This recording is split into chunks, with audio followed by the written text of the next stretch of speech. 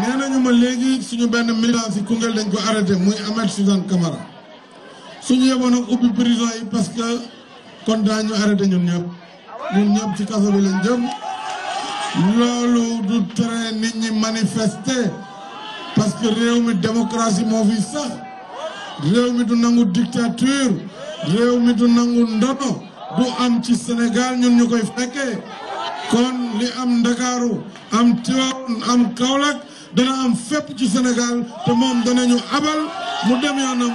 li ñuy bind parce que Sénégal tolloo duñ fu ñu xoqatal ay nit ak di leen tere seen droit loolu kenn du ko nangu.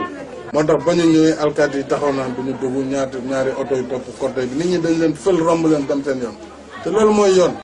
Il faut que le futur président de la République, quel qu'il soit, se dise qu'il y a une vigie populaire, une vigie citoyenne qui est là, qui va observer les faits et gestes du nouveau pouvoir. C'est ce que j'appelais tout à l'heure, la magie du clic à travers les réseaux sociaux, qui fera face à la toute-puissance du fric et du flic.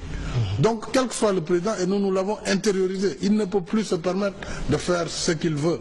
Les majorités aussi ne peuvent plus se permettre de faire ce qu'elles veulent, que ce soit les parlements, de voter n'importe quelle loi, sans que le citoyen ne réagisse. Et ça, on l'a vu même dans les plus grandes puissances démocratiques. Aux États-Unis, le mouvement de la rue, c'est transposé jusqu'à Wall Street pour dire ça suffit avec la toute-puissance du capitalisme et de la spéculation boursière. Donc, les citoyens ont repris leur souveraineté en main.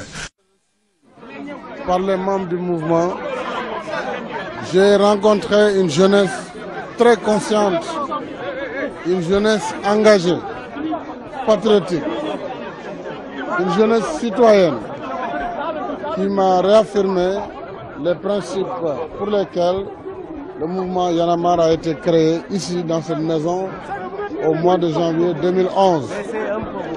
Cet esprit Y en a marre qui peut heurter certains, en réalité est un esprit extrêmement positif pour l'approfondissement de la démocratie et le développement de la citoyenneté dans notre pays.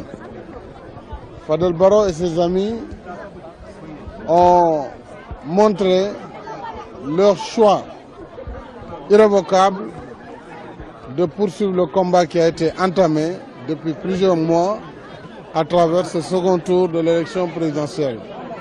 Ils ont dans ce cadre décidé, à travers l'opération Dogali, de poser le dernier jalon et donc de soutenir ma candidature pour une victoire du camp du peuple au soir du 18 mars.